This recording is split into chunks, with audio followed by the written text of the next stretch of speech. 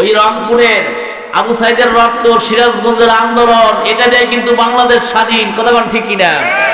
সিরাজগঞ্জে কয়েকটা থানার পরে হামলা করেছিল, যখনই তারা দেখেছিল যে এভাবে যদি চলে তাহলে তো চলতে পারে না, সেই জন্য কিন্তু গোটা বাংলাদেশ স্বাধীন হয়েছে। ফ্যাসিবাদী ভারতের সেবাদাসী পড়াইতে বাধ্য হয়েছে। কথা বলেন ঠিক কিনা?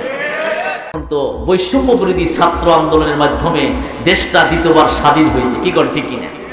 যারাই ফ্যাসিবাদী করছে, সেবাদাসী হয়েছে, যারা এরকম জুলুম নির্যাতন করছে, কেউই পৃথিবীতে টিকে থাকতে পারে।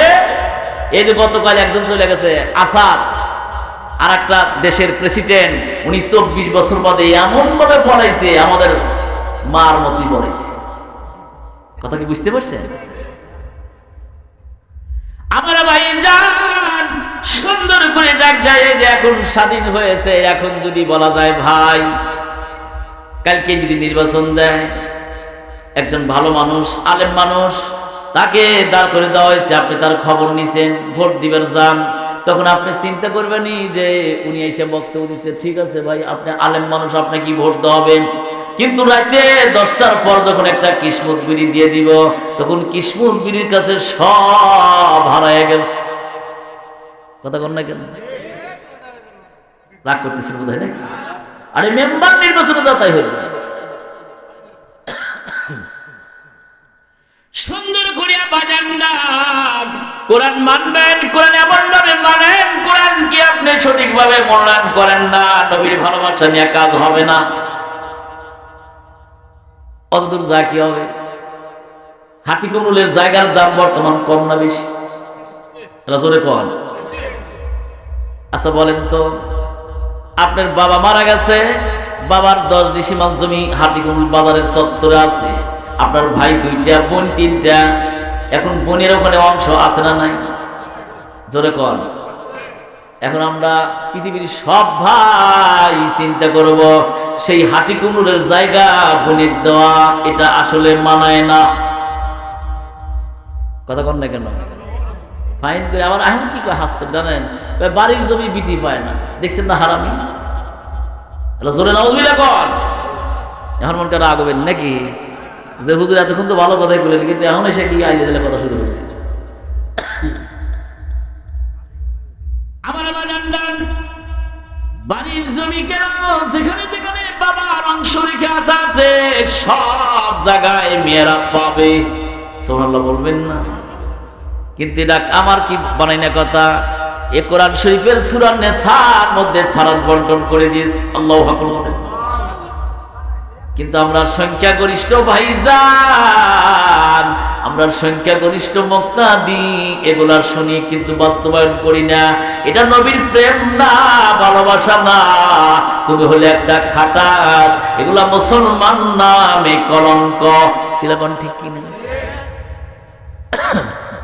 হক মেরা হক নে মেরা কথা কইছি গেল। ওইটা পর্দা নাই, পুশিদা নাই। বর্তমান সমাজে জেনা কম না বেশি? বর্তমান সমাজে জেনা, আপনি তার একটা বাস্তব প্রমাণ নেই। আমার দেশের এই যে কোরআন শরীফ তেলাওয়াত করতেছি, তো কোরআন মানতেছি, কিন্তু কোরআনের এমন মানামানি যে আমরা কোরআনের মধ্যে পাই যান, কোরআনকে আমরা পূর্ণ করলাম, কোরআনকে মানলাম, কিন্তু এমন মানা মানলাম কাম হবে না। আমরা সব বিদিনে যে একটা ছেলে বাচ্চা হয়েছে কিংবা মেয়ে বাচ্চা হয়েছে, খুশি কম না বেশি? খুশির চোটে খালি মিষ্টি খেলে গেছে, কিন্তু কোরআনে কি দেওয়া আছে তা কি জানেন? হাদিসে কি দেওয়া আছে? জন্মের দিনে সুন্দর করিয়া দেয়া বাচ্চার 7 দিনের দিন তার নাম রাখো, চুলগুলা কাটিয়া শুকায়া ওই চুল 1 মুড়া আর স্বর্ণ এবং রূপা 1 মুড়া তুলে দিয়া যা ওজন হবে সেইটা সাদকা করে দেওয়া লাগবে। এটা নবীর হাদিস। সুবহানাল্লাহ বলেন। 7 দিনের দিনে আকিকা করা লাগবে। তা না করা বাদ দিয়ে আমরা কি করি কোন তো? মিষ্টি খিলে আর লোগা বাদ মুহূর্তের একটা অনুষ্ঠান করিয়া সেখানে হাল খাতা করি। এ নাউজুবিল্লাহ করবেন না? মানে কে কি নিয়ে আসে সব নেওয়া লাগবে আর হাল খাতা করা লাগবে। খতমে সুন্নাহ অর্থাৎ আজামত করাই দিয়া ফাইন করিয়া একটা সিস্টেম চালু আছে। যদি কারো এই ভালো করে শুনেন, যদি কেউ ভাইজান কি কিছু হয়েছে নাকি?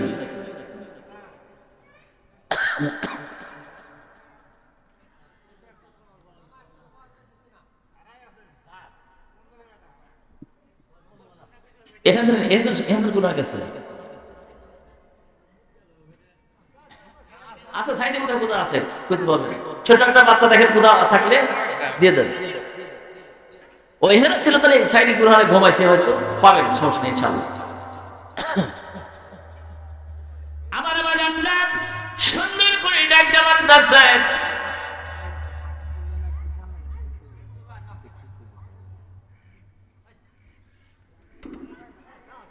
একটা ছোট বাচ্চা দেখেন একটু কেউ কারোর কাছে যদি থাকে আপনারা একটু এখানে দিয়ে যান। বাচ্চার মা বাবা একটু টেনশন আছে, যদি কারোর কাছে থাকে আপনারা একটু দিয়ে যান। ছোট বাচ্চা ঘুমাও যেতে পারে, কি বলেন ঠিক কিনা? এই জন্য ছোট বাচ্চা আপনারা যদি কেউ পান এখানে নিয়ে এসে জমা দেন ইনশাআল্লাহ। আমরা দোয়া করি আল্লাহ পাক যেন খুব দ্রুতই ব্যবস্থা করে দেন, জোরে আমিন। সম্মানিত ভাইরা, আল্লাহ রাব্বুল আলামিন ক্লিয়ার করে জানাই দিয়েছেন আমি যে কথাটা বলতেছিলাম, তাহলে কোরআন মানবো, কোরআনের পণ্য করব, কিন্তু আমার এই যে বাচ্চাটার জন্য দোয়া করলাম না। খতনে সুন্নাত দিয়ে যদি কেউ দাওয়াত খায় টাকা দেয় তাহলে কি হয়েছে জানেন? মাসলায় দেওয়া আছে সুসরা যে ফেলে দেওয়া হয়, বলে ওলামাদিন বলছে সুসরাটা পাক করে খাওয়ার যে গুনাহ ওই পরিমাণ গুনাহ হবে। জোরে কোন নাউজুবিল্লাহ। আর খতনে সুন্নাত দিছে আমার ভাই, আমার বন্ধু মানুষ, আর ওনা আমি খালি থেকে ভরে যায়, এই যে একটা সিস্টেম, কথা কোন ঠিক কিনা? কিন্তু এটা না যায় বলে দিচ্ছি হ্যাঁ বলে দিচ্ছি।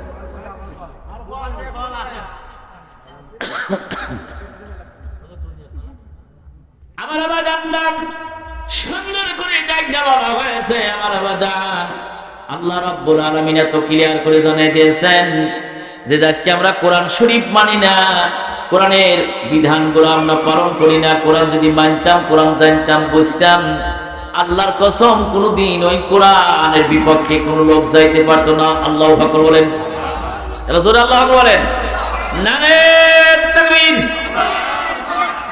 কিন্তু এই কোরআন মানি, মহব্বত করি কেমনে? শুধু নিজেদের দাবি করতে। আমার বাজানরা সুন্দর করে ডাকতে বলেছেন। এখন দেখেন কোরআনের কেমন করে আমরা কোরআন শরীফ মানলাম। এই কোরআন শরীফ মানার কারণে নবীর সাথে বেদবি তখনকার সময় করছে, আজও আলেমদের সাথে বেদবি করে কি করে না? আবু জাহেল একদিন আসতেছে, এসে বলতেছে যে আমার আবু জাহেল আসতেই বলতেছে তাহলে এক কাজ করি। বলে কি কাজ? ফট করে আসবেন হয়েছে, দেখে যে আমার নবীজি হাঁটে আসতেছে। সুবহানাল্লাহ বলে, নবীজির চেহারা নূরের মতো ঝলক পড়তেছে।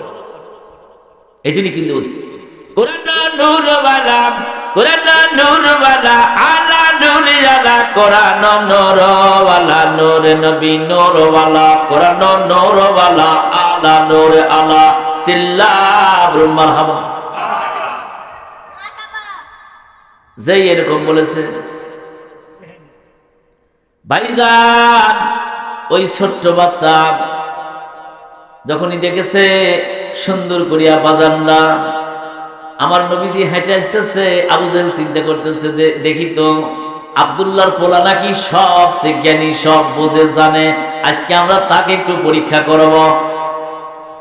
হাতের মধ্যে ফট করে নিয়ে আমি আসবেন নসিয়ার, আপনারা যদি চিন্তা করেন যে সামাদ হুজুরের টাকা দিব, ফট করে হাতের মধ্যে কিছু নিয়ে বলতেছে, এ আব্দুল্লাহর পোলা শোনা নাও, জেনে নাও, তুমি তো বলে খুব জানো, আমার হাতের মধ্যে কি আছে? আবু জাহেল কইতেছে আমার হাতের মধ্যে কি আছে যদি বলবার পারো, যা ওয়াদা দিলাম, কথা দিলাম, আমি আর জীবনে কোনোদিন আমার বাপ দাদার ধর্ম মানব না, আজকের থেকে তোমার ধর্মই পালন করব। আবু জাহেল কইতেছে। আমার নবী চিন্তা করতেছে এত তাড়াতাড়ি ভালো কথা কর লক্ষণ বেশি ভালো না, কি কর ঠিক কিনা? আমার নবীজি বা ডাকতে বলেন, এ চাচা, আচ্ছা বলেন তো প্রশ্নটা কি ছোট, কঠিন না সহজ? ফট করে আপনি কি হাতের মধ্যে দিয়েছেন? আমি কি দেখছি? আমার নবী তো দেখেন নাই। হাতের মধ্যে নিয়ে বলতেছে বলো, আসলে এর মধ্যে নিয়ে বলো তো দেখি কি হয়। বলে দিচ্ছি তো, হ্যাঁ হ্যাঁ বলে দিচ্ছি।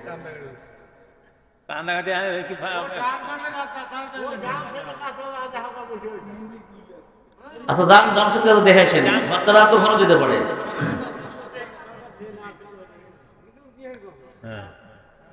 দেখেন যদি কোনো কারোর কাছে এই বাচ্চাটা থাকে, আপনি একটু মেহেরবানি করে আমাদের মঞ্চে এসে পৌঁছা দিয়ে দেন ইনশাআল্লাহ। পাইছি, ওই ডামসের কাছে গেছিল, ইমরা পাগল হয়ে গেছে হেনে।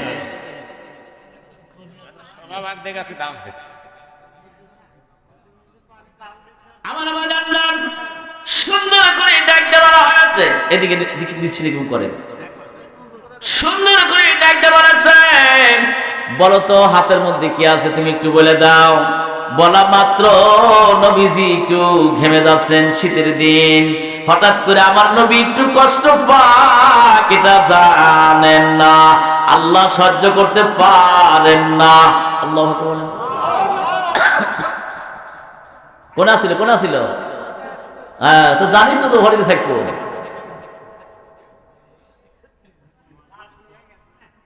আমার বাজার না, ঠিক আছে, অধিকার না যায়। আপনি সুন্দর করে ভাইজান আল্লাহ রাব্বুল আলামিন ডাক দিয়ে বলতেছে, জিবরাইল আমার বন্ধুর আমি মন খারাপ দেখতে পারবো না। আল্লাহু আকবার বলেন।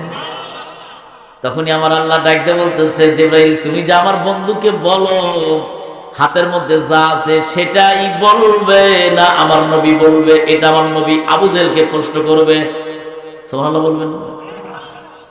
তখন আমার নবী ডাক দিচ্ছে, ও আমার চাচা শোনেন, চাচাজি হাতের মধ্যে যা আছে তাকে বলাবো না আমি নিজে বলবো, কোনটায় আপনি খুশি? আচ্ছা কোন তো প্রশ্ন যে ও বলছিল যে হাতের মধ্যে কি আছে বলো, এটা যেরকম জটিল প্রশ্ন ছিল। এবার নবী যে বললো যে আমি বলবো না, তোমার হাতের মধ্যে আছে তাই বলবো, এটা কি আরো জটিল না? প্রশ্ন দুইটা হয়ে গেছে। সুবহানাল্লাহ বলেন। আবু জেহেল মাথার নিচে দিয়ে তখন হা হা করে হাসতেছে, খিলখিল করে হাসে আর কয়, আজকে গেছাও রে গেছাও আব্দুল্লাহর পোলা, তুমি তাও ইচ্ছা করলে একটু চিন্তা করলে চোখ বন্ধ করলে হয়তো ঠিক হইতেও পারতো, কিন্তু আমার হাতের মধ্যে যা আছে তা তো কথা বের পড়ে না। এটা হলো বখিলদের কথা, চিন্তা কথা বল ঠিক কিনা? কিন্তু আল্লাহ যদি ইচ্ছা করে এই কাগজ দিয়াও কথা বলাইতে পারে, পারে না বলেন তো? সুন্দর করিয়া ভাইজান এবারে যখন ডাক দেওয়া বলেছে, ভাইজান বলার সাথে সাথে বলতেছে, না তা করব না। জোরে তাকবীর দেন, নারায়ে তাকবীর। হয় নাই ভাইজান? পাবনা থেকে আইসি, একটু জানায় দেয় যে এলাকার সিরাজগঞ্জের সব বিড়ি চট্টা মুসলমানেরা, কি বলেন ঠিক কিনা? এই জন্য একটু জোরে তাকবীর দিতে হবে, নারায়ে তাকবীর। প্রধান বক্তা আগমন, শুভেচ্ছায় স্বাগতম। মাহফিলের পক্ষ থেকে, দিয়ার পাড়ার পক্ষ থেকে, হাবিব রহমানের বাড়ির পক্ষ থেকে, হাটিকুমরুলের পক্ষ থেকে, সরকার পক্ষ থেকে নারায়ে তাকবীর। আলহামদুলিল্লাহ। তাই আমি কিন্তু বলতেছিলাম কি, তাফসীরের হক আদায় করতে হবে, তাছাড়া কিন্তু আল্লাহর কাছে জবাব দিয়ে করলাম, কি বলেন? এই জন্য আমি দুইটা আয়াত তেলাওয়াত করছিলাম, তাহলে একটা আয়াতের দুই নম্বরে ভাইজান অল্প একটু সময় আমি আপনাদের কাছে একটু সময় সেটা একটু তাফসীর করতেছিলাম।